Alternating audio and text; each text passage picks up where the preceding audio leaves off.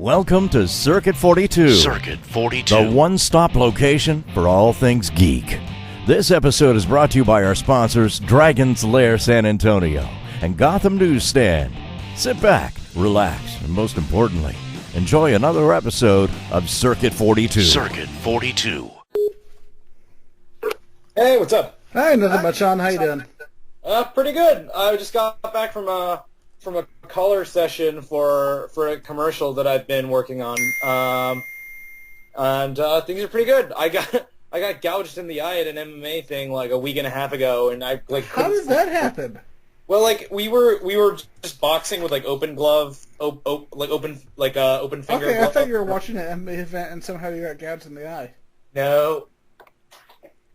But anyway, so you found out about my stuff through Devon Truei. Yeah. Truei. He's a very cool dude. Yeah, they actually show it before pretty much every anime at the Alamo, secondary education. That's amazing. He really helps us to push that movie out there. It's just really cool. I'd love to see like a full like series of shorts or a feature on it. Yeah, I'm trying to so right now I'm trying to outline a feature for it because there has been a little bit of like, cause I spent last summer in China and they're just like China's looking for so much content, and I do have like a series mini Bible for it that like would outline what a series would be like, and then I've been kind of trying to work on a feature, but it's like I do think it's a little bit more suited for series than for feature. That's what makes the feature hard to. The funny thing is, like, we're when me and my friends were watching it, we pointed out that it probably has better production values than most actual Sentai series.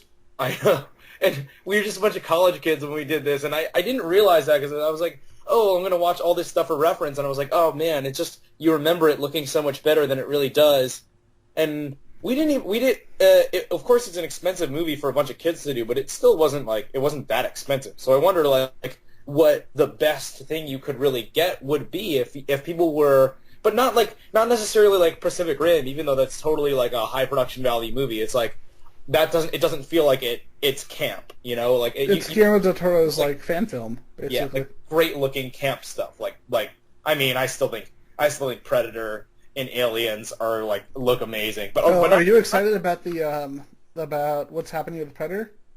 I actually don't know what's happening with Predator. What's happening right now? So you've got Simon Pegg, not Simon Pegg. Who was the guy? He worked on the original Predator. He also wrote Lethal Weapon. Oh, Shane Black. Shane Black is gonna be writing it. Okay, then maybe and directing it. If it's Shane Black, I'll go see it. And do you know who he's co-directing with? Who's he directing with? Steve Decker. Oh, who's Steve Decker again? The guy who made Night of the Creeps. Okay, that sounds. Monster Squad. Yeah, I've seen Monster Squad. They wrote Monster Squad together. Okay, yeah. I'm super down then, because normally I would be a little bit like I'd be like but yeah, like the thing is like I really miss like people like you can do a really great looking movie and still have it look pretty campy like Galaxy Quest. Galaxy Quest is the bomb, and like that movie looks silly, but they make sure it looks as good silly as it can. That movie is so much fun. It's basically just a perfect throwback to original Star Trek. Yeah, like there was a point where you know how we all get to that point when we're at a certain age where we take ourselves way too seriously. Yeah, it's usually when we're teenagers. Yeah. At that point, I was like, oh, this is stupid. Then I went back and rewatched it. It's like, what the hell was wrong with me when I was a teenager? That was the same teenager who was like, I don't want to watch Disney movies. Those are dumb. And then I went back and watched them. It's like, I was fucking stupid. Yeah. One second. I'll blend it or color matched yet. But yeah, like, the thing is, like, I never really watched Star Trek, but you can tell that You've got the machine that goes peen back there. What'd you say? The machine that goes peen from Monty Python. Oh.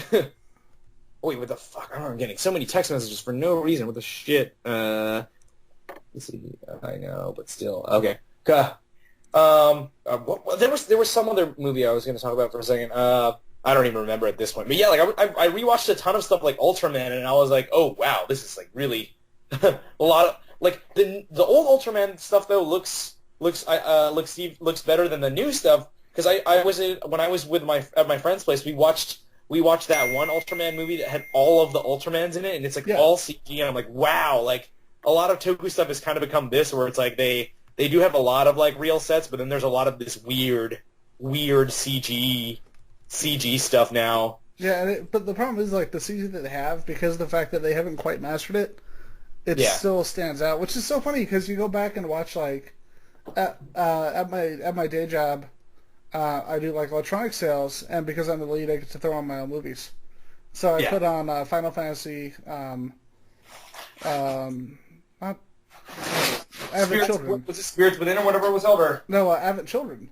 Okay. Like people will stop and start looking at it, and I'll tell them, yeah, this movie's 10 years old, and Yeah. it looks better than what we're doing now in the States for CGI. But then you look at the CGI for like the Tokusatsu series, and it's like, what? You could do a little better. It just seems like it's a time and money thing, probably. That's true, because one of them is made for a huge release, and one of them is put on for for the date and the morning or afternoon. I have not watched this movie in a long, long time, but it seemed like a pretty like I was thinking about this movie a lot when we were trying to write all of the scripts for this short film, and I went through so many scripts I didn't like, but we were like, oh, we wanted to do something that was kind of like Zebraman, which was kind of like... Zebraman is great. The Takashi Miike movie? What's up? That was the Takashi Miike one. Yeah, exactly. And that's kind of like a genre subversion Toku kind of movie with a high production value. I haven't seen it in a long time, but I just remember like I thought that concept was really fun, and I was like, oh, we'll take the core setup of that story, but it would be a little less twisted and dark and more like positive and kooky, like Back to the Future and stuff like this that I really like. I do love that movie though, just because of how it touches on kind of Japanese culture and how the Japanese businessmen are so uptight because of the way their culture is designed around them. That's what I really like that about the idea. It's about a school teacher who's trying to win back respect from all the people in his life. Yep. Yeah. And you could definitely see the influence on this. Yeah. Because of the way the teacher was treated by the kids in the class. Yeah. So that's kind of because like I remember like I graduated from high school in 2008, and that's when everything in the country started going like really shitty. And I had a great time in high school, and I thought we had a lot of really good teachers. And then I would come back home, and like all of our programs were getting cut, and it's just like, and you know why? It's because like people don't spend as much of their money on the schools and all that stuff as they do stuff that doesn't matter. And it's not sexy to be a teacher, and it's not like there aren't you don't get a lot of kids who really want to be that anymore. And that's a really shitty thing because it's a really important job. So I was like, I wanted to do a thing where the hero's a teacher, and the whole point is that you have to understand that is as much a superhero as the superhero character. That's the whole thing about the short film is like, in the end, he doesn't beat the lobster, the kids do, and it's because of the class that he has. And that just brings about the fun of it. You know, like we were saying, this is something that I would love to see developed in a series. I'm glad that you guys are going towards that. Yeah. But the series, it would be really like we had plans to do a really monster of the week type thing, and I wasn't really sure if we were going to keep it up with the whole like real science lesson per episode type thing, because I think it'd have to be like a strictly educational it would have to be done in tandem with some sort of educational initiative. Otherwise, it's just entertainment. So then it was much more about like high school type problems, and then like a monster problem that is like really like humorously contrasts with it. Like there was this episode that we were working on where it's like, oh, the basketball coach is sick, and Mr. Yamamoto used to play basketball, and the principal finds out and makes him coach the team while the principal's gone, and the players are pretty good, but nobody cooperates with each other, and they are all like ball hogs and stuff like that. And then they go to an away game, and the monster problem, it was going to be like a combination of Predator and Space Jam. Like, you know, in Predator, the Predators, they go from planet to planet, and they hunt other species, and that's their way of like proving their dominance. But these predator aliens are just like the Monstars from Space Jam, and they just go from planet to planet beating other species in their own sports. Yeah. But they're all really bad team players also. So Mr. Yamamoto has to like coach all of the students into like playing together so they can beat these aliens. And they have like predator technology. They have like laser targeting for their 3-pointers and stuff like that. You know what it reminds me of? Yeah. Like, as you talk about this, it reminds me of like the kind of very much the cartoons from the 90s and like the educational shows from the 90s for kids like Bill Nye, where they managed to have the educational element but really keep it fun and actually have pretty solid production values at the same time. And I could easily see this being like one of those shorts that they would just play between like two kid shows. You know what I mean? Those were like, I talk with a lot of my classmates from film school about this, but like a lot of people decide they want to go to film school when they're like 16 or 17, and I think it kind of makes sense. But I was like, I was like 8, and I was like, I'm gonna make movies, and I still try to come up with stuff like that 8-year-old me would like the best. And and that's I was 8 in the 90s, and that's the kind of stuff that I think just when I think what's a big movie that everybody's gonna like, those kinds of stories, like the really really campy but like story positive shows that you'd watch after school, like around when the animation boom was happening and all the stuff that was being imported from Japan was on the air. Like you had like the ABC Saturday Morning and the Fox Saturday Morning. That kind of escapism was it was perfect, and it just happened to be the perfect time for that kind of project to be greenlit by tons of people everywhere, and now I don't see it as much anymore. It seems like, though, right at the moment, we're finally getting... It seems like all the kids who grew up on those shows and are like, can we get this condescending crap off of TV, are now the people making cartoons and TV. It's starting to get better. Like, you've got, like, Gravity Falls, Steven Universe, Avatar, Legend of Korra. We're kind of coming up on that next renaissance. Yeah. I think a lot of really good shows have been coming up. And there was a kind of like... There was probably a little bit of a period when that wasn't the case, but now like I don't even know when like Adult Swim and a lot of the other which network has Gravity Falls on again? Because I know that show. Disney. Disney XD. Okay. It's Disney XD. I didn't know that. Yeah, XD is fantastic. Like they've been putting a lot of work into the stuff they put out, especially the Marvel shows. Yeah. Not like Ultimate Spider-Man, but like Guardians of the Galaxy. It was probably Nickelodeon that was slipping the hardest for a little bit. Oh yeah, they did SpongeBob, which I never understood the appeal of. Yeah. Because the funny thing is, like, they did Invader Zim at the same time. Like, my girlfriend, she had never seen Invader Zim, and I was just surprised. Invader Zim is the least Nickelodeon show of that time, though, and that's probably why it just didn't get to stay.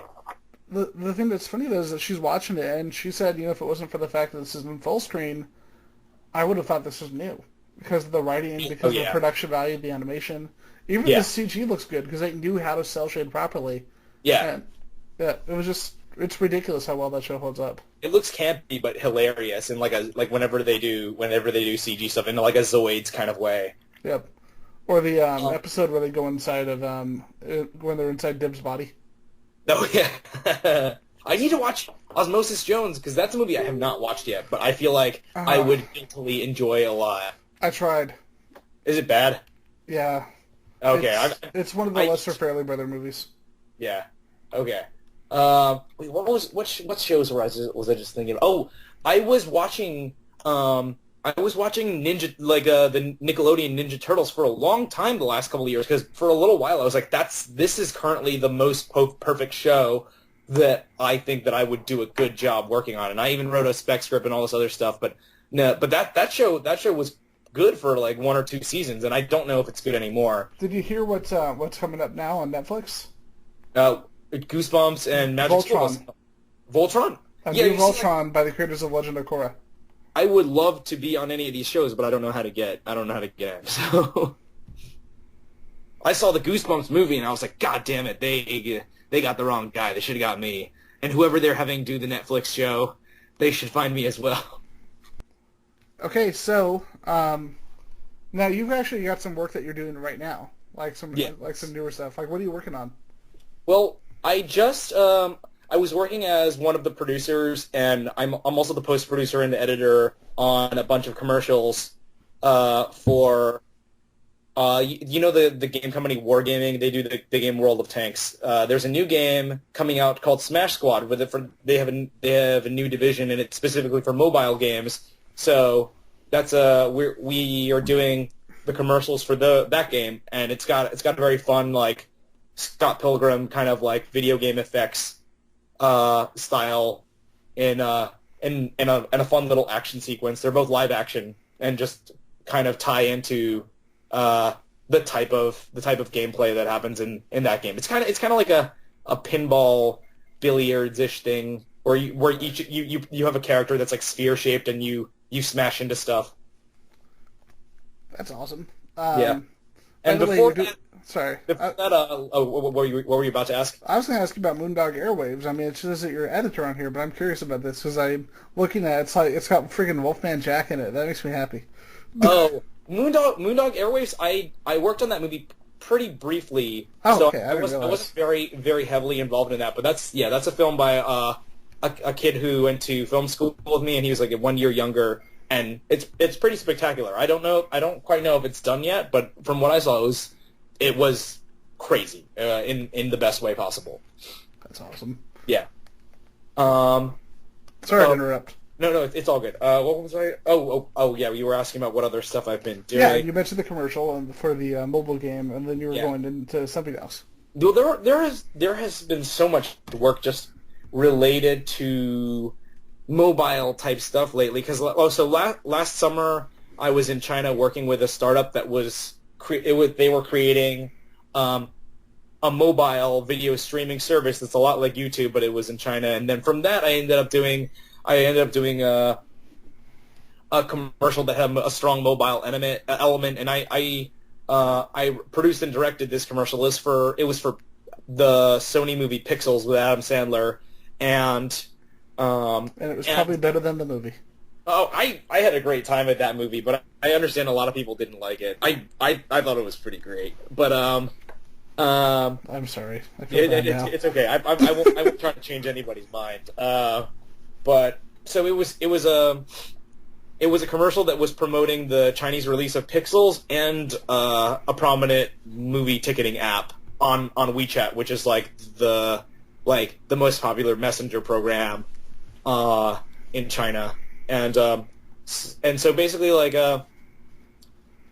since the app is on your phone, and since we didn't really have the rights to use like Donkey Kong and all the famous characters, the mascot for that app is a penguin, so we had this penguin logo get like virus transformed into likenesses of all of the villains in Pixels in Order, and it destroys the phone's UI until you have no choice but to look at the movie ticketing icon, and then that's the seg, and so it kind of ties like the appeal of the movie and the app together.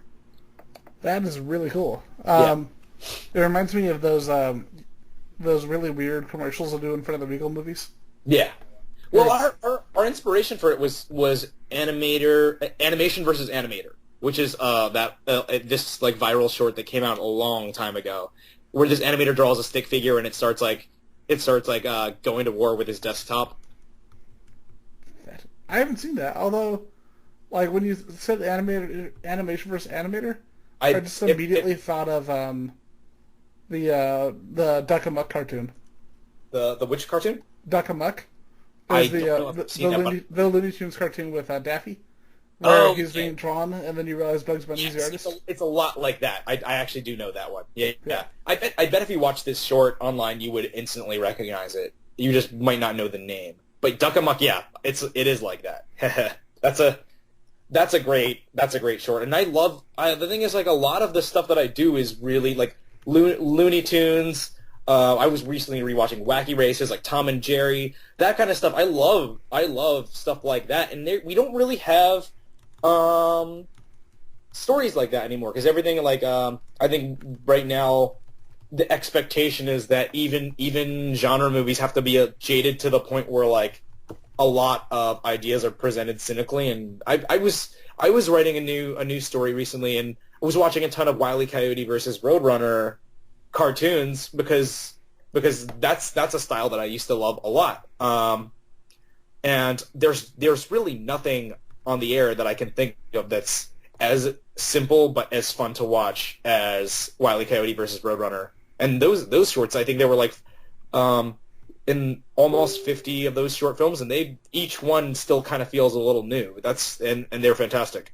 Well, I think it's a perfect example of minimalism and how well it can work in a movie, or how well it can work in storytelling. Yeah.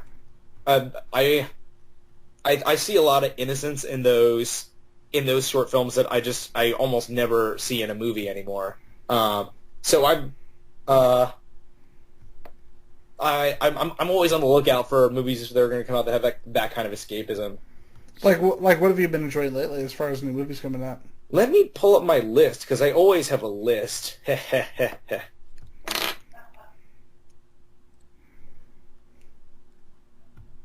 Yeah, I'm actually, as we're recording, I'm actually sharing secondary education on a couple of pages so you can check it out. Oh, thanks so much. Let me see.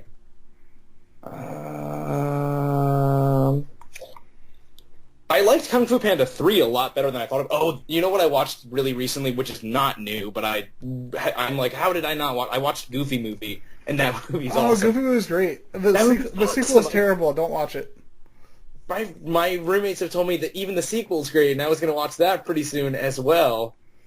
But Nick, you're right. I'll find out. I was not a fan, but check it out anyway. You know, you never want to tell. You always want to form your own opinion on a movie. Perfect example is everyone's like tearing their hair out over Batman vs Superman. I'm still going to watch it because we've been waiting years to see Batman and Superman fighting each other on a big screen. That's freaking awesome. Well, yeah, but I'm a little wary. I might check it out sometime after it's in theaters, but I'm not the biggest Zack Snyder fan, and I can understand that. Yeah, well, you can probably tell from the projects I've done, like, you wanted to be a little more fun, and his is like, look how serious we can be. I'm definitely much more like Marvel Cinematic Universe camp versus grim Man of Steel. Grim Dark Edgerton. Yeah, but that's definitely my preference. Yeah, we need to have a character named Grim Edgerton and just have it be every Zack Snyder character. Just put into one. I can't remember the last Zack Snyder movie I watched. I liked Sucker Punch because it wasn't edgy and it was actually really fun, but apparently no one else liked that movie. Yeah, I didn't. I think it was around then that I was like, I'm going to stop watching these and watch it uncut. That's all I've got to say. I'll check it out because I read Watchmen after the movie came out, and by that time everyone I think a lot of people were kind of like, oh, well, you might as well not watch that movie. And then after that, Zack Snyder movies, I just ended up never picking up. I'm looking. So many of these movies that I watched recently are old, and I can't believe it took me so long. Like Sky High, of course. That's Sky High was great, man. Yeah, I just watched that, and I was like, this is actually awesome. Dude, Kurt Russell just had his birthday, and we're actually doing a Kurt Russell night at my house tomorrow. We're going to watch probably Big Trouble in Little China, Tombstone, and Escape from New York. Yeah, I also rewatched The Thing recently. I was at a bar like 2 months ago, and then I ran into this guy, and I was drunk as hell, and I was like, you look like the Sky High kid. Are you the Sky High kid? And he was like, yeah, that's me, and it was him. And I was like, I wonder if he was like mind spun because I had watched it that week. So I hope it was a positive affirmation for him. I think he was great in that movie. That was just a fun freaking movie. What's his name? Michael Angarano. Yeah. Dude, he was in Red State. What the hell? That I have not seen yet. Oh, the movie I saw recently that's from last year that I was super, super impressed with was Spy. Spy was awesome. Oh, Spy was hilarious, and that's why I'm looking at these anti-Ghostbusters people, and it's like, you've never actually watched any of his movies, have you? Yeah, like I don't care. Like the thing is, I just don't trust trailers. I know, like you can either his trailers are always awful. Yeah, you can convince people that a bad movie is good in a trailer, or you can make a good movie look bad in a trailer. So it's like if you give Paul Feig a movie, it will probably be good. So I will probably go see that. And I was like really, really wary of Suicide Squad. Like I think I watched two trailers in a row in a theater. Well, this is when I went to see Deadpool, like the trailer for Suicide Squad and then the one after it. And both of them had songs by Queen. And then, like, they used, like, the sounds of machine guns and other loud noises as the percussion, and I thought that was the most annoying thing. I just instantly hated both trailers, but, like, Suicide Squad's David Ayer, so it's like, that guy has always tried to make a good movie. I think he deserves a viewing. Like, the funny thing is, the first trailer for Suicide Squad, I didn't like because it tried too hard to be grimdark. yeah. And then the second one, it's like, okay, this actually looks fun. Is that the one with it's either Don't Stop Me Now or it's what's the other one? The Bohemian Rhapsody in the trailer. I think it was Don't Stop Me Now. Okay.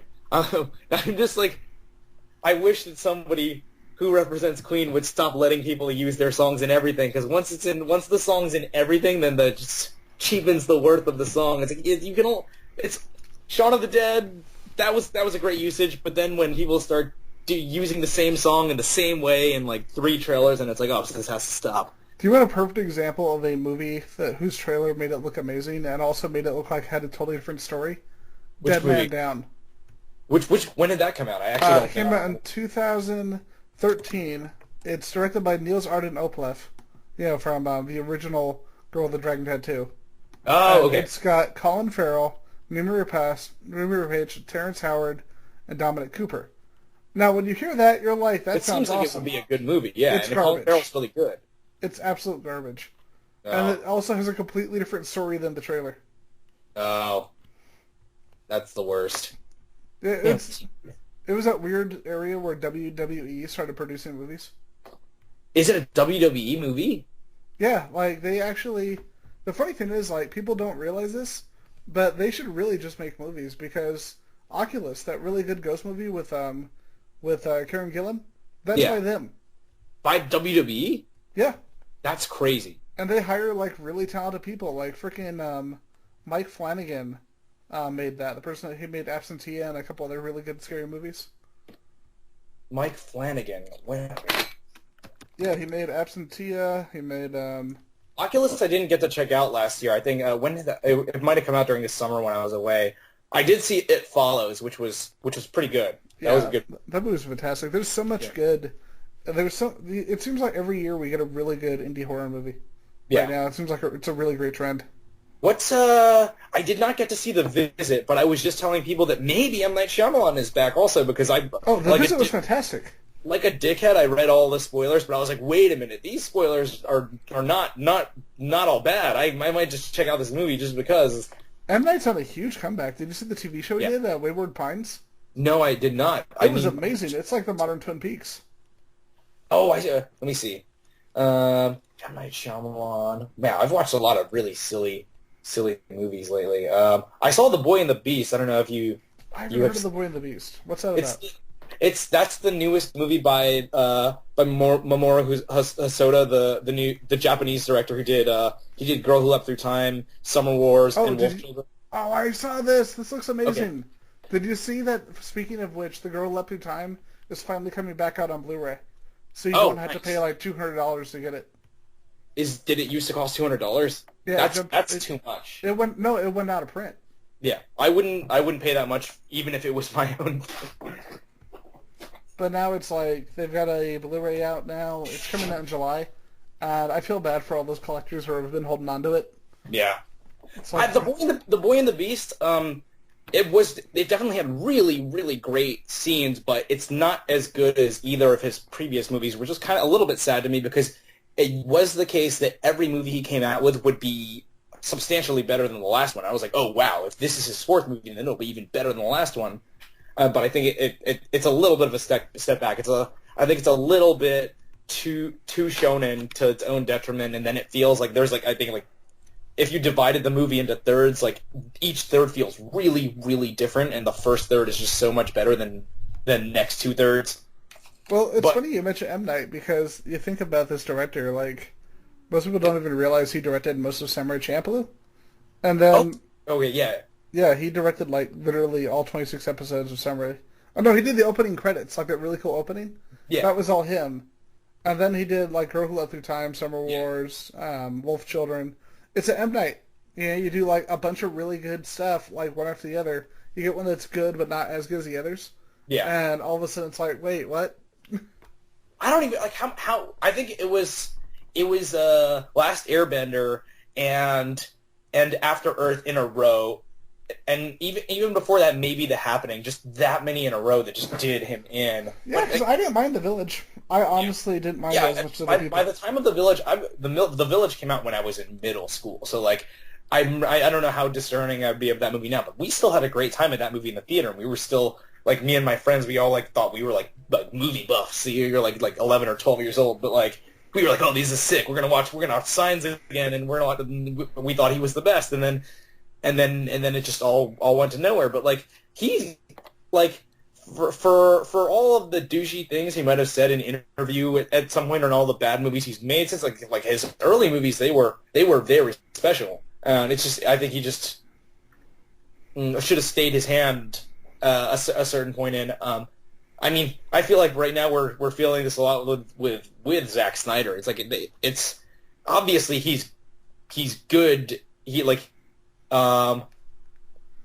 it would be ridiculous to say he knows nothing about movies, but unfortunately with the way his movies go, it's like each time he makes a new movie, it makes the good things about the movies he did before a little bit cheaper. Do you know what I mean? But come on, he directed Michael Jordan's Playground.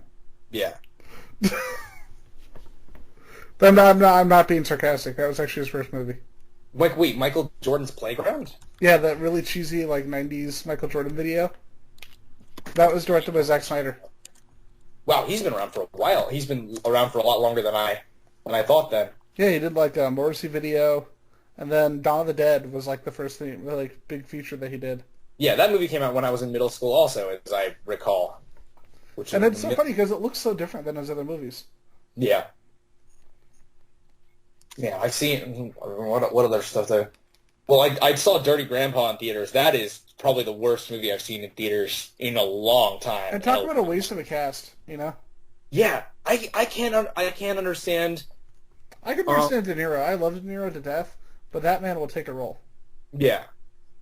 The weird thing is the poster. I actually like the poster of the movie with him and Efron. Just from a graphic design view, it's a cool poster. Yeah. Oh man! What I've been watching, what I rewatched recently, because I've been trying to figure out like a longer secondary education story, School of Rock, because School of Rock is like one of the best kids movies that is watchable and enjoyable by everybody. Probably because it's not by a kids director. You know what I mean? Yeah, but it's like kids. I remember like so many of my friends joined rock school, and we were like what like 12 or 13 because of that movie. See, I was in college when they came out, so I didn't even know rock school was a thing. Oh yeah, there's a rock school in Philly. A lot of my friends went to that school, but I rewatched it with all my roommates, and they loved it. There was like unanimous approval down the apartment. Apparently, Linklater is producing a TV series, but I don't know what's going to happen with that. It'll probably be good. I'll watch anything that guy makes. Yep. Hopefully he directs a couple episodes because it just shows that he's a producer. But if he's involved in some way, that's okay. If he wasn't involved at all, I'd be like, throws no. his name away on stuff. Like he's a dude that I would trust. Like Steven Soderbergh, when he's involved in something, I'm like, oh, okay, let's check this out. Soderbergh's a wizard. That guy makes like 7 movies a year. Yeah. And you'll never know that they're all by him. And he's not afraid to make a kind of bad movie either, and not in like a crappy sellout-y way. Like he'll like just try something different, and maybe it won't work, and he'll be like, yeah, whatever, I'm gonna make another one, and it's gonna be awesome, and you guys are gonna be like, oh shit. Well, the fact that the guy made Ocean's 11 made Bubble. Yeah. And it's like, what the fuck? Okay. I recently rewatched Ocean's 13, and it wasn't as good as I remember, but it was still fun. Ocean's 11 better than Ocean's 12. Yeah, Ocean's 11 still like. That's a movie I really, really, really like, and I just like heist stuff in general. I think one of my top 5 favorite movies of all time is Lupin the Third, Castle of Cagliostro, and I just made everybody watch that again a week ago. That movie is so good, and I wish that I could do something like that. I love how like a lot of the things really hold up well still, like Yeah. the knife fight that he has in the castle. Yes. That's such a cool scene, and Yeah. it's such a short scene, but it's so well done. Yeah. I didn't get to see the live action movie they made, but I'm actually kind of interested. Because the thing is, like, the problem with a lot of these live action anime movies is that they just try to kind of adapt the cartoon and have it look the same but in live action, and it's like that just doesn't work. Like it's like if people did do X-Men when they did in 2000 and they did put Hugh Jackman in the yellow suit. It just doesn't work. That doesn't look right. You have to kind of change a lot of stuff. And then the Lupin the Third movie just looks like it's like, oh, we'll try to do this as screen accurate as possible, and that Well, might you not know who necessarily- directed it, right? Who did? Ryuhei Kitamura, the director of Midnight Meat Train versus Godzilla Final Wars. I have not seen that movie. I don't know that director, but maybe Do you know Versus? No, I don't actually. It's his first one. It's not one to judge him by because it was a low budget movie. It wasn't like he had not grown into his own as much, but it's great because you've got Yakuza versus zombies. Okay, that sounds awesome. I did hear about this. I just never had the chance to watch it at the time. Yeah, I didn't get to see this, but I kind of want to, especially since the guy from who's that? The actor from what's the Takashi Miike movie? Really infamous one by him. Not Audition, the other big one. Crow Zero? No, not Crow Zero or Itchy the Killer. Ichi the Killer. Okay. If I remember, the guy from Itchy the Killer actually plays a detective. Okay. I haven't seen a lot of Takashi Miike movies. I've been meaning to watch the Dead or Alive movies, but I haven't watched any of those either. I am a Miike fanatic, man. Yeah, I've only seen Zebra Man, which we've talked about, and Crow Zero, and then maybe one or two others that I can't even remember. He plays Inspector Zenigata. Tadanobu Asano. Inspector Zenigata is the best. I hope he does him justice. Well, kind of back to what I was saying. Like, I haven't touched the Rurouni Kenshin movies either, because Rurouni Kenshin that's a mythology that I love. And then you have this samurai. He's like dressed in like a pink like robe, and he says Oro and stuff like that. And it just seems like it's trying so hard to look just like its own cartoon, but it's a live action movie. I just can't get down with that because like they did that OVA that everyone loved, and like you know why that was so effective is they took what was good about the show and the manga and they just changed it to something that was really different, but still, you know what I mean? Like that was a really serious, dramatic film, and they adapted the appearance of all the characters and they removed a lot of the histrionic stuff that would kind of ruin your suspension of disbelief, and they rolled with it, and it still feels very much like a Rurouni Kenshin movie. It felt like if Katana made one. Yeah. You know Katana, right? You mean Takeshi Kitano? Yeah, Takeshi Kitano. Yeah. It felt like if Kitano had made an anime. Yeah. That I need to rewatch that because that was one of my favorites. I have a great story for you regarding that one actually. Yeah. If you remember, did you ever watch the English dub of Rurouni Kenshin? Yeah. No. Of Samurai X. Okay. Yeah, I was lucky enough to have subs on all of that stuff, and I was like avoided that like the plague. Well, the voice actor for Jay Shannon Weaver, he was the voice of Kenshin on there. Uh-huh. I'm from Texas, and he actually went to my high school. Were you guys in like the same grade? We weren't in the same grade. He had already graduated, but Okay. I started an anime club at the school, and the after school people were really supportive. So we were able to watch stuff like Cowboy Bebop and like 100 Bloodlust and stuff that you would never be able to see in school at all. And we found ways to get away with it. And, those are not safe for work or class, especially not class. well, the thing is, like, this is how connected and nerdy and awesome our school was. My math teacher's son worked for the guy who created the Knights of the Dinner Table. Knights of the what? Knights of the Dinner Table, and he created Steve something. He created a bunch of tabletop and RPG games. Oh, that's awesome. And so she actually would let us do it in the class. So after school, so we could actually show what we wanted, because she had seen a lot of anime, so we were able to watch the original Tetsu movies and stuff like that. But our librarian, her son was Shannon Weaver, the voice actor from Samurai X. So first day of the after-school program, he came out with full-size posters, and he actually signed Samurai X posters for everybody. That's awesome. That's how you start your after-school club. Yeah, that's excellent. Yeah, we did not have an anime club at my high school. We just a bunch of people hanging out. Hanging out with the family. Sorry, I can't help it. I'm a terrible person. That's good. You're my kind of scum. Yeah! I Man, am bopping my head with my hand right now. That's good. So, But, sorry, what's up?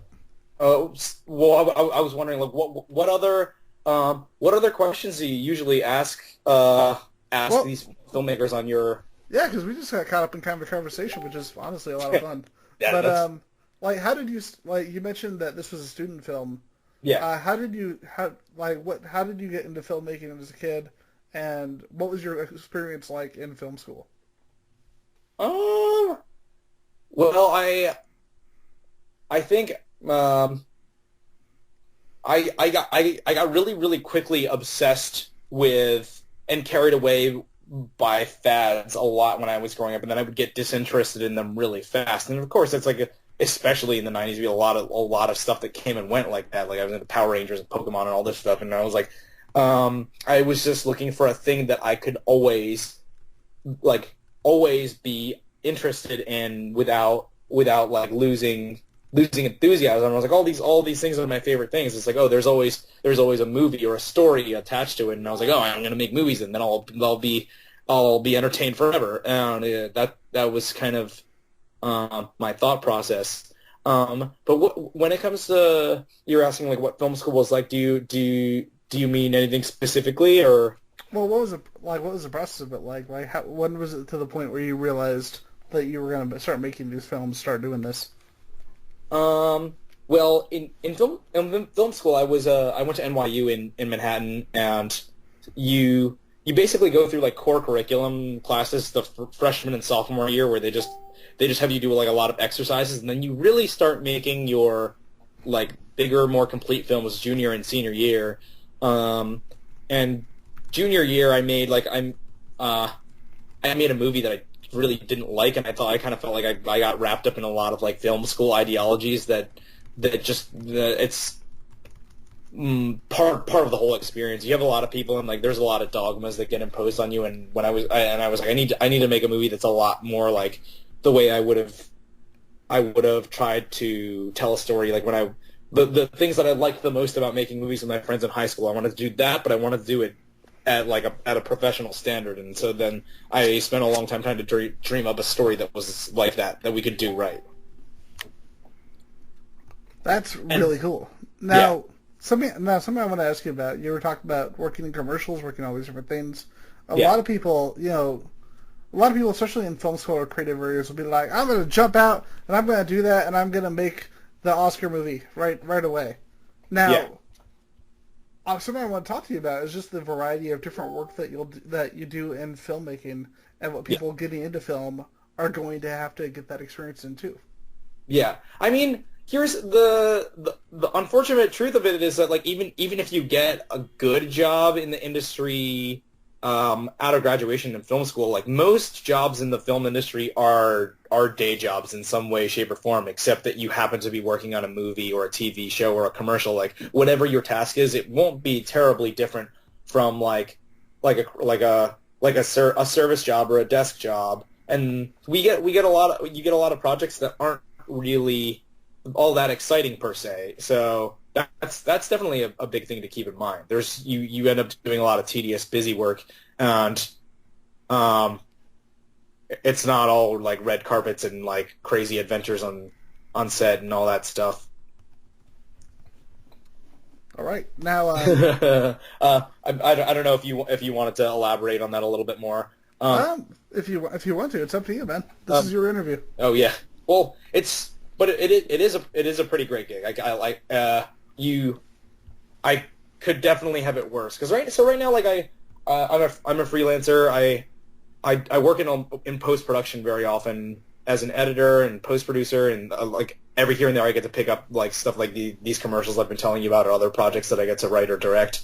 And I get to take a lot of time off. Of course, there's the issue that you get a little bit less security, but I feel like if you're good at your job in the film industry, there'll always be someone who needs you to come on board and help them in the short term. So you get a lot of time to work on what you want to, and that's a very cool thing.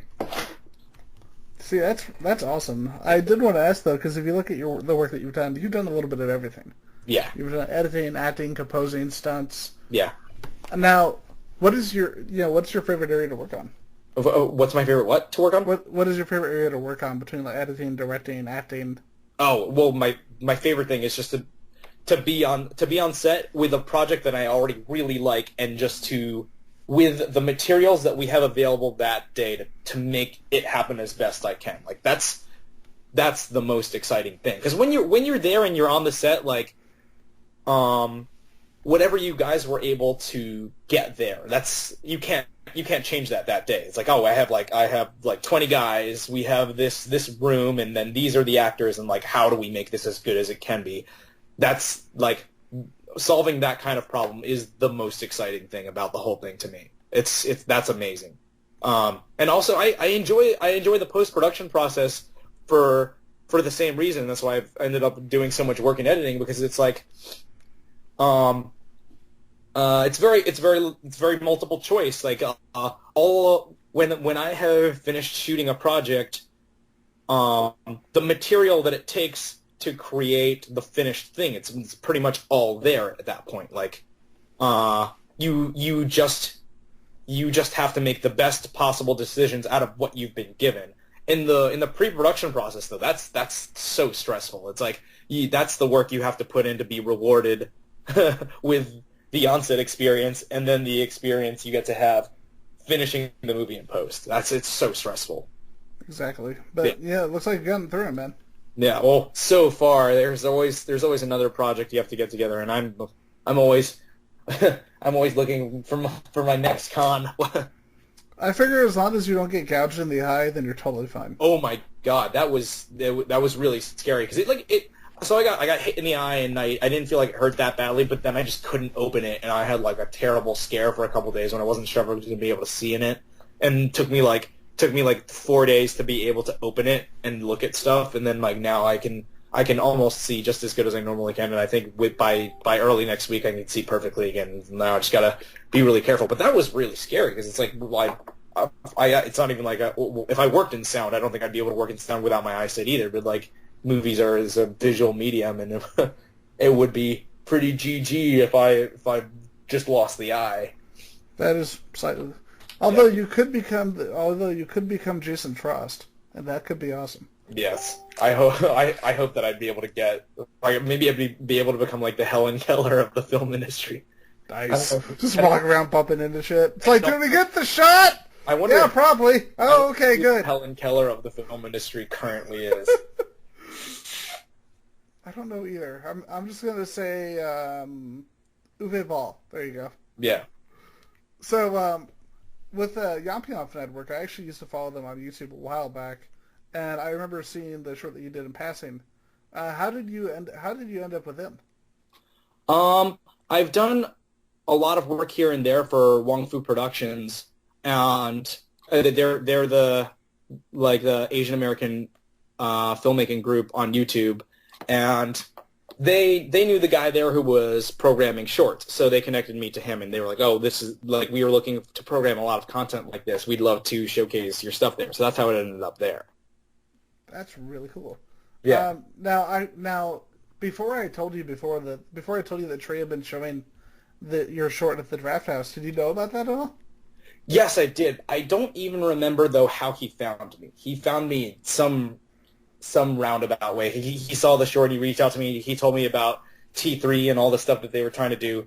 And he's just a great dude to talk to. I think right now we talk to each other the most when he sees me when I'm playing Hearthstone, and that's hilarious. Like he spectates me on Hearthstone whenever I'm playing, and I have no idea how he knows when and where to find me at every given time. Because he's a wizard, duh. Yeah. Yeah. It's really the only reasonable answer. But I haven't had the chance to attend any of these events yet, so I actually don't know what they are like. And it's really fun. Yeah. Maybe sometime if I'm around Texas, I'll have the chance to drop by finally. Yeah, they'll show an original Sentai show. They'll show a Sentai show.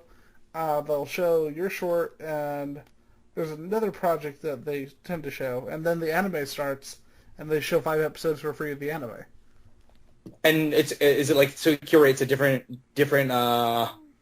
anime each screening? And how often are the screenings? It's once a week, and it's about 2 hours long, and the whole thing is free. That's amazing. It's really cool. Like, they do it in San Antonio, they do it in Austin. They're trying to get my friend and co-host. He's trying to get them to start showing in Austin. Like this month they showed. Let's see. They showed Majestic Prince. It's Mecha Month, so they're showing Majestic Prince, Captain Earth, Gargantia, and Mobile Suit Gundam, Iron Blooded Orphans. Okay, that's the only one of the ones that you have named that I have watched.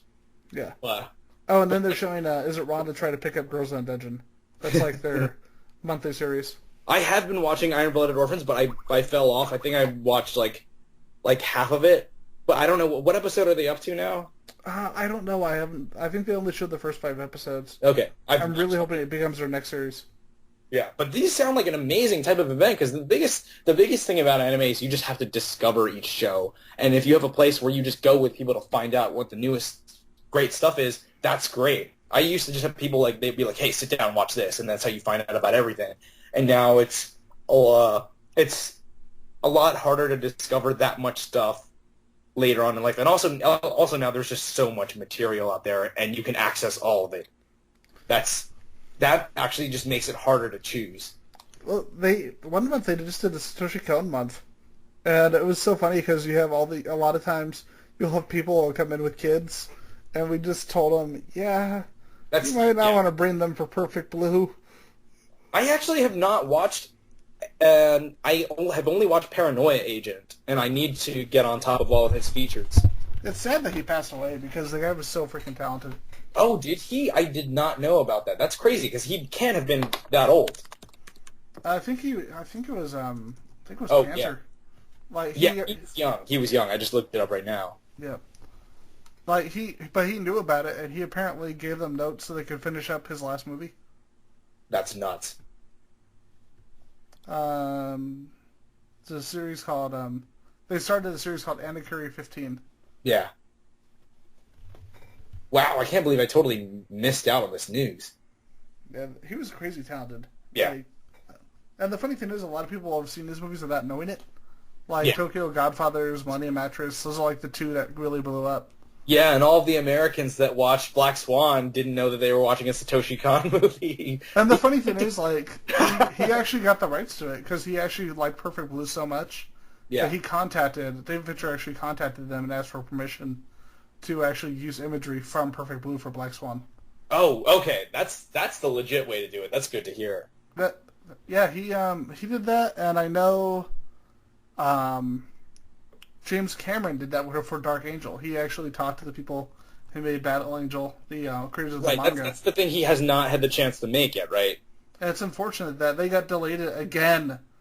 It was going to come out. It was supposed to come out after Avatar, and now it's been delayed like crazy. And it's like, stop that. We were talking before about people filmmakers who adapt anime, and they're crazy about anime, and then they try to adapt to live action. I think James Cameron knows how to do it.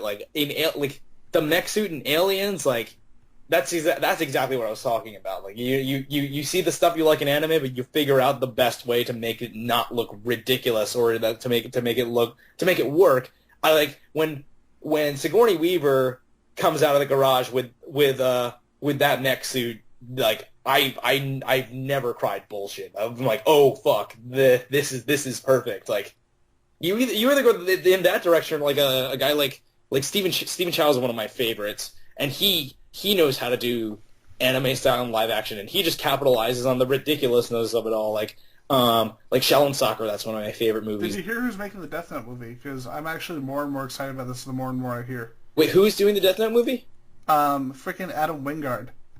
Who? Like he kind of started the whole mumblecore thing. Okay. He did You're Next. Oh, okay. Yeah, we're getting the director of You're Next, and people Yeah. are like, "Oh, it's Hollywood." It's like you've clearly never watched any of his movies if you think he's a Hollywood director. He did The Guest. That movie was pretty good. I saw that. And yeah, I love that team. I love like him and Ty West and all these other crazy bastards. Yeah, We're that's what it making comes this down weird to. shit. It's like if it's a team that I'm like, oh, they're great. I'm always curious. That's why I'm also not completely horrified about the idea of a remake of I Saw the Devil, because it's being directed by him and it's being produced by Adi Shankar, the guy who did Dredd and the Walking Dredd guy. Yeah. Dredd is a movie that I had a great time watching. Dredd was just fun, man. It was a perfect example of how you could do over the top and have kind of a grit at the same time. Yeah. And kind of balance it and make it work. I actually like Dredd better than The Raid, which would surprise most people because it's like, oh, you're like a kung fu movie nerd. It's like, I think Dredd is the better version of The Raid. Yeah, I personally enjoy them equally. I like The Raid. I absolutely like The Raid 2 more than The Raid. The Raid 2 is awesome. I thought The Raid 1 was like, okay. But of course they did that for really cheap with almost close to nothing. So it's an exemplary indie film. But I like with a really similar concept, I still had a better time watching Dredd. Props to them though for The Raid 2 because that movie was fucking crazy. Yep, it was basically Raid 2 was basically like the Godfather 2 to that Godfather 1. Yeah. If like with Raid were Godfather 1, this was Godfather 2. I feel like I've told people that I feel like The Raid 2 is like the Terminator 2 of action movies. It's like just like set piece to set piece to set piece, and it's excellent. I wonder if you did like a minute counter on that movie, how many minutes of fighting there would be, but it's a lot, I'm sure. The timer would break. Yeah. It would light on fire and then it would melt and then explode. It wasn't what I was expected, where there were like non-stop fights, but like when it got to the ending, I was like, oh my god, how much longer can they keep fighting? And I'm still transfixed. Well, the movie just did its build-up so well in the first half. Yeah. Oh, how many fights is the finale? The finale is a 1, 2... The finale is technically like 4 fights. It's like he fights the group of people in the garage, and then he fights the hammer girl, baseball bat guy, and then he fights the dude in the kitchen, and then he kills everybody who was upstairs, and it's great. You know who I'd love to see them work with, or heck, possibly be in one of your shorts, especially the martial arts? Yeah. Scott Adkins. Scott Adkins. Oh right, he's great. He's a badass who needs to be known. You know what I mean? What has he been in lately? Because I saw Ninja 2 actually at a film festival that was just for martial arts movies in New York that they have. It's called Urban Action Showcase. They have that every year in like November. Wow! Do you know who he's filming right now? What is he filming? You might actually explode. Doctor Strange. Doctor Strange. Okay, who does he play? They don't say. They don't have Okay. a name, but he is filming Doctor Strange right now as an actor in the movie. And I hope he has more than just a 5-second scene. Yeah. And I hope it's not like Brother Grimsby. It's like, why the fuck are you in that movie? Stop that. Right. I think I saw him in the trailer. Right? Does he just get killed instantly? Because it seems he like gets killed in like a few minutes. Yeah. And it's so Yeah. aggravating. It's like, no. That's how we felt about Tony Jaa in Tony Jaa was in Furious 7, and it just felt like they put him in there so they could get his name in the credits, and then maybe a couple more people would buy a ticket, and then it's like, all right, now you lose. Like, all right, show up, your call is 8 a.m. and you lose, and then we'll wrap you by 2 o'clock. Like, and it's weird because that movie, the director of it, he's a genre nerd. It's freaking James Wan. yeah. You know? And Yeah. it's like, you were a genre geek. You should have known to take advantage of this, to take advantage of his performance. Yeah, I was expecting a little more out of the Ronda Rousey Michelle Rodriguez fight too, because it's like, oh, that's a great matchup. Jason Statham versus The Rock is also a great matchup, and I just kind of feel like they thought that as long as they could advertise each matchup happening, that they didn't have to be spectacular. I think the movie just had too much going on. Yeah, You know? definitely. But And I'm not even anti-Fast and the Furious. Like I actually like those movies very much. oh yeah, Although I like Too Fast Too Furious, and a lot of people have just like given me shit for supporting that movie. oh god, that was the second one, wasn't it? The one by freaking Buddha, yeah. And it's so sad. Like you look at the director of Too Fast Too Furious, and it's like, wasn't that the director of like who was it? Really talented director who totally went off the rails. I know who you're talking about. I think did he do Four Brothers, or is that a different director? I think Four Brothers was either him or the Hughes Brothers. Yeah, John Singleton. Boys in the Hood. Boys in the Hood is an amazing movie. Somebody just posted a clip of that, and it was on my Facebook newsfeed because it was like Lawrence Fishburne explains what gentrification is, and I was like, oh shit, I haven't seen this movie in so long. This is such a good movie. It is so good, man. It's so weird because like he was building up, and he did Higher Learning, and then he did Rosewood, which was just misguided. Yeah, well, I And think then after that, his he career should have turned done out. Production with Taylor Lautner because that movie. He did that movie. I don't know anybody who saw that movie. Oh my god. Yeah. There are a lot of people who shouldn't have been in that movie. Like for example, Alfred Molina. But then again, Alfred Molina doesn't have standards. Like he's a great actor, but he won't do any movie. Well, he's Dr. Octopus. He's a criminal of the worst kind. That is still the best Spider-Man movie, though.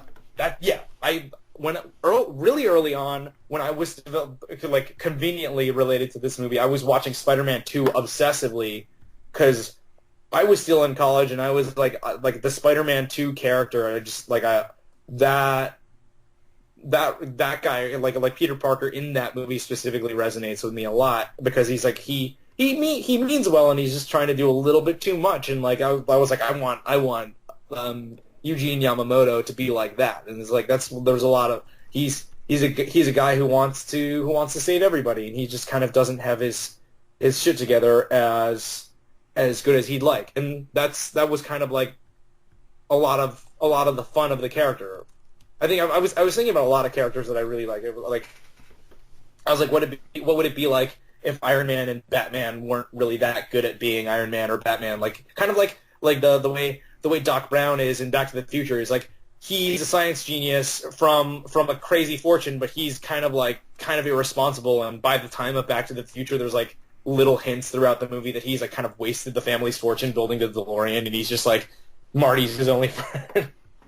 I just love it for that. Like there's so much like that they don't immediately bring up. Yeah. Or like you look at his home and everything works. Yeah. Except the DeLorean. Back to the Future is another one of I would definitely say that's one of my 5 favorite movies ever. Like Back to the Future, when I was doing this movie, I was like, I want the progression of this short film to kind of like in Back to the Future, anytime any character says anything, it's important to the ending, and that's hilarious to me. And even though it's really on the nose and campy, it's excellent. Whenever they have anything like save the clock tower, like this clock was struck by lightning at exactly this time, and then like 20 minutes later you're like, oh, that's important, that's great. But I need more candy for my diabetes. Yeah. That's still my favorite moment in there. It's like, and I have to ask you, is the salty candy a real thing? Or No, is it something made up for the movie? He made that for the movie, and it actually, Eric Lim, the star of the film, he had some friends who work in like graphic design and packaging, so they designed the candy, and the candy was it was a rock candy and saltwater taffy mixed together. So it was like we ground up the rock candy into crystals, and then we mashed it up in with the Laffy Taffy, and it made up into balled up little bits, and they looked and tasted excellent actually, and they weren't salty. They just looked. That was just a part of the story, but they were delicious at first, but there's still, as far as I know, no air conditioning in half of my high school, so they like melted into a huge glob during the shoot. So was that actually done at your high school? Yeah, actually, we did it in the same classroom that I took chemistry in. And that is one, like, I was like, what chemistry lessons did I learn in high school that would be applicable to his experience? Like, oh, electrical conductivity, and that's the same sort of lesson that we had, except we didn't have, like, the crazy the crazy experiment. Although we did do a lot of experiments where the process of distilling water was shown to us. That doesn't appear in the movie, but the concept of distilled water and its properties. There were a lot of lessons on that when I was in school. That is awesome. Yeah. I just, yeah, it's so funny because I was trying to figure out if it was a set or if it was a school, and it looked really, really, really authentic. And then it's like, oh, okay, holy shit, that makes sense now. Yeah.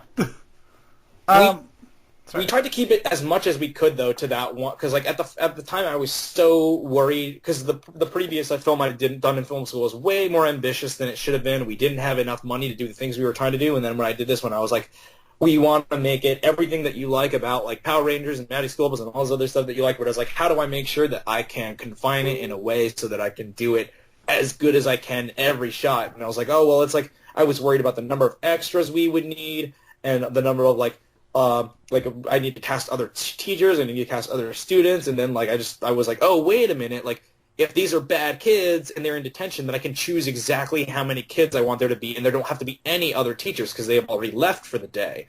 And then I was able to keep the characters to like I think it's like 7 or 8 total, and I was like, okay, thank God. And I think like 60 to 70% of the movie happens just in that one classroom, and then there's a transition sequence in the hallways, and then the rest of the movie happens in that bathroom. And then I was like, yes, it's great. It's 3 locations, so few characters, and that's how we were able to keep the cost together. And it worked out because when I was doing my previous film when I was in film school, and there was just around 2000.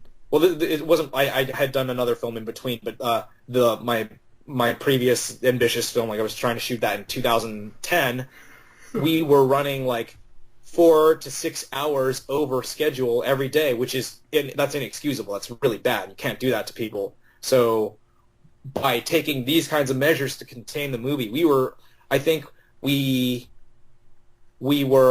on time the first day, and we shot over 5 days. We were on time the first day, 1 hour over the second day, and then each day after that we were 1 hour earlier than we were expected. So on the third day we finished about an hour to 2 hours early, and then on the fourth day we finished like 2 to 3 hours early, and then on the last day we finished 3 to 4 hours early, and that was amazing. That's such an amazing feeling. Well, yeah, it's that thing. You start to get that initial experience, and you almost create a formula. And like once you create that formula, that's where you're able to create that flow, and things just become that much easier. Yeah. Well, writing all of the elements of the movie's circumstance that make it a little bit smaller in a fun way made that possible, and I just recommend that so strongly to anybody who's trying to do like genre action stuff like this. So like find a way to make the least amount of effects feel like the most, and like I mean, Die Hard's a great example. Die Hard's such a good movie, but like it doesn't have that much crazy shit in it compared to movies you see now these days. It's like he's just one dude, and like how many terrorists are there? I think they're like 12, but like he just gets into gunfights with them like 1 or 2 guys at a time.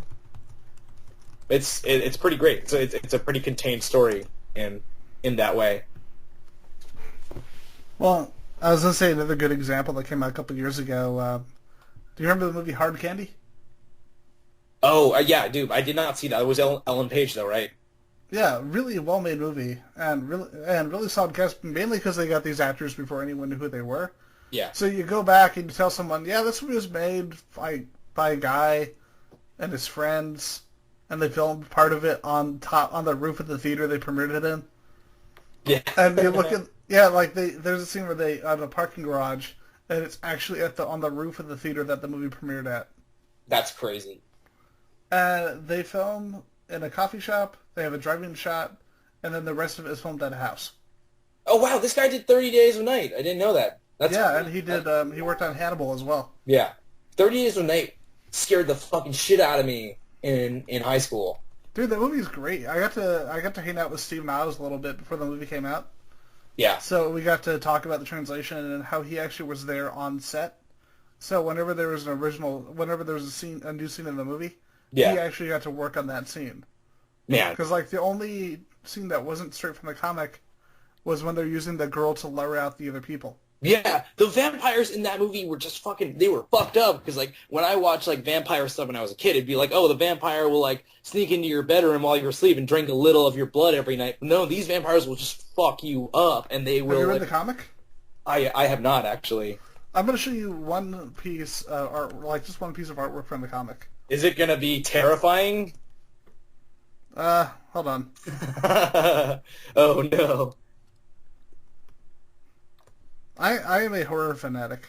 I'll say that right now. You know what horror movie I watched for the first time, and I'm over 10 years late on this recently, that I still think is the best horror movie I have seen in the longest time, is The Descent, and I can't believe it took me so... Oh, The Descent's great. By Neil The Jordan? Descent's so good! Dude, I love the shit out of Neil Jordan. Like, like, if you remember the movie Doomsday? I haven't watched any of his other movies yet. I want to watch Dog Soldiers next, and then maybe I'll watch Doomsday. Doomsday is fantastic. It's like a tribute to Escape from New York, Mad Max, and Excalibur. Okay, that sounds the same movie. Those are all things that I'm super down with. Oh, shit. I'm looking at your picture right now. The artwork for this is not what I would have expected. That's great. Yeah, Ben Templesmith is really nice. He's this really funny guy who looks like Doctor Who. Like, he literally looks like he should play Doctor Who. Oh my god, this 30 Days of Night is just terrifying. These vampires they are playing to win. Dude, there's a cover where it's literally just the skull, a profile shot of the vampire skull. Yeah. So you have like the giant teeth and you have the nose like jagging out to the top. Yeah. Man, what has Josh Hartnett been up to? Why don't we see him in any... He's doing Penny Dreadful. Have you seen it? Oh, okay, so he's on a show. I think it's great too. It's got Eva Green as well. At a sideways glance when I was at Comic-Con in 2014, I saw him giving a panel for something, and I don't remember what it was, but I wasn't attending that panel, but he was promoting something there, and I don't know what it was. San Diego is one of those shows, like, I always tell people, I've only done it once, but honestly, if you know what I'm the kind of person where a really big con like that, I'll hit it once, but unless I'm being asked to be there, it's not something that I'll make the effort to. Yeah. Comic-Con was exhausting. I feel like even if you're President Obama, if you don't have a movie at Comic-Con that year, you have to fucking wait in line. Yep. even if you're who's a really important dude, like even Jim Lee. Yeah. Jim Lee was an artist alley when I was there. Yeah. That just tells you how big San Diego Comic-Con is when Jim Lee has a corner table at Artist Alley. Yeah. Nowadays it's not the same thing because he's like one of the heads of DC Comics. Yeah. But this was like right after he did Hush, so you would not think that he would be in a corner. Yeah, you'll run into some crazy people at really, really humble booths, just on the floor. Like, I hunted down Chris Sanders because Chris Sanders is like, I love that guy's movies, and I was like, oh yeah, I met you when you were doing your screening of The Croods at NYU, and Lilo and Stitch and How to Train Your Dragon are like some of my favorite movies. Dude, have you seen his website? Just his artwork that he publishes on there? Yes, he so loves leggy women with button noses. Yeah, he loves leggy Hawaiian women and little monsters. He just probably hated making Lilo and Stitch. Yes. What is it? When I was there, apparently Gerard Way was there, just hanging out at the Dark Horse table. And I had no idea. Like, from My Chemical Romance, he was hanging out with Grant Morrison, and it was kind of the beginning of his comic book career. Oh, nice. Yeah, and I had no freaking idea at all, because he was there in just a t-shirt and glasses, and his hair was all fucked up. And so I just apparently I'd walked right by him. And it's like, oh, okay. He was just sitting around at Dark Horse. I think that's super cool. I'm always down with low key celebrity invisibly hanging around places you wouldn't expect. And that's like the place for it. The only problem with San Diego is it's so big that you'll walk by a big celebrity that you've probably always wanted to meet and have no idea they were there. Yeah. Like, that happened with me and Rosario Dawson. Like, she's just running through the convention hall, and I'm like, what? Wait, what? And my dad just pointed out that Rosario Dawson just ran through San Diego Comic-Con to, like, buy something at a table. Oh, I ran into Doc Hammer. I ran into him. He's another guy I ran into for the second time. I ran into him once when I was in school. We were both buying sushi at a deli, and I talked to him about Venture Brothers, and I ran into him again at Comic-Con in 2014. And he's great. Venture Brothers is an excellent show. Dude, Venture Brothers freaking rocks. I'm so glad they brought it back. I was worried that it was just gone.